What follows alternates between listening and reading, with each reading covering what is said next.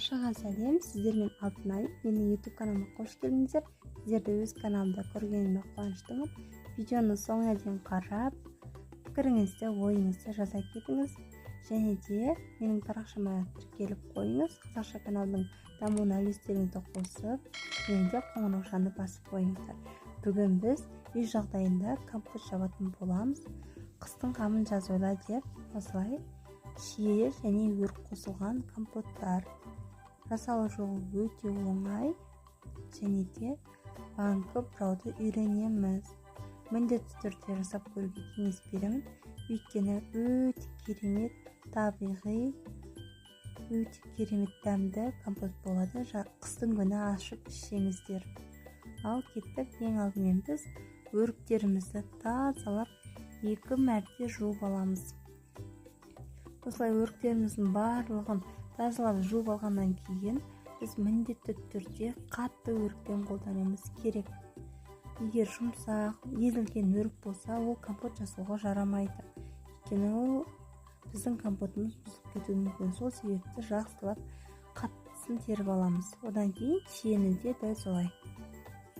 Сосын қайнап тұрған суымызға крышкаларымызды салып дайындап қоямыз. Оның үстіне банкамызды салып булап аламыз.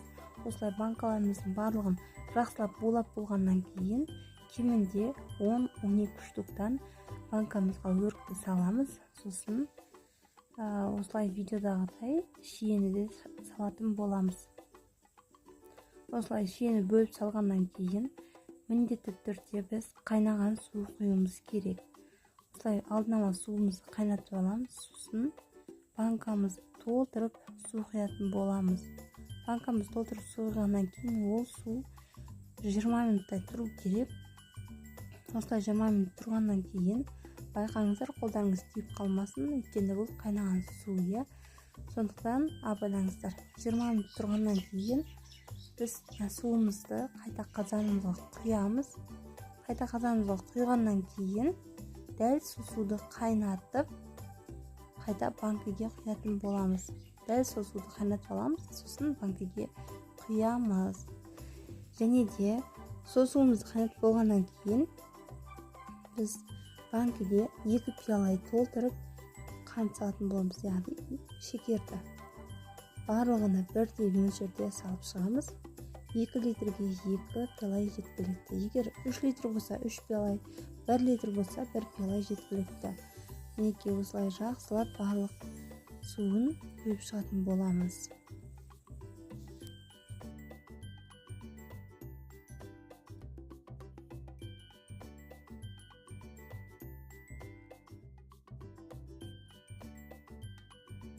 Ал енді барлығын құйып болғаннан кейін банкамызды бұрауға көшеміз.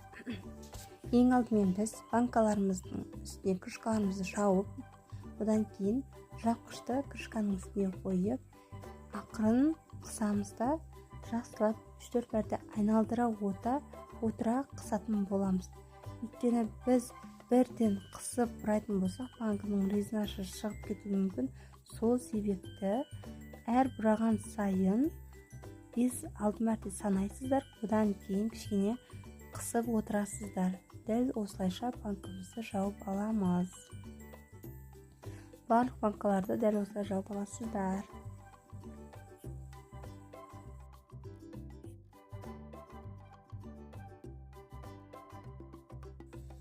Банкаларымыздың барлығын жауып бұрап болғаннан кейін міндетті түрде түбінде тыңып қалған шекерімізді жақсылап ерітіп алатын боламыз. Ол міндетті түрде осылай банкаларымызды әрі-бері шайқап аламыз. Сол кезде біздің шекеріміз ериді, сосын оны банкаларымызды төңкеріп қоятын боламыз. Осылай төңкеріп қоямыз, одан кейін үстіне жылы нәрсе, яғни көрпеше, шашық жауып қойсаңыздар болады. Мінекей қыздар, менің жаздық банкаларым дайын, қысқа дайын.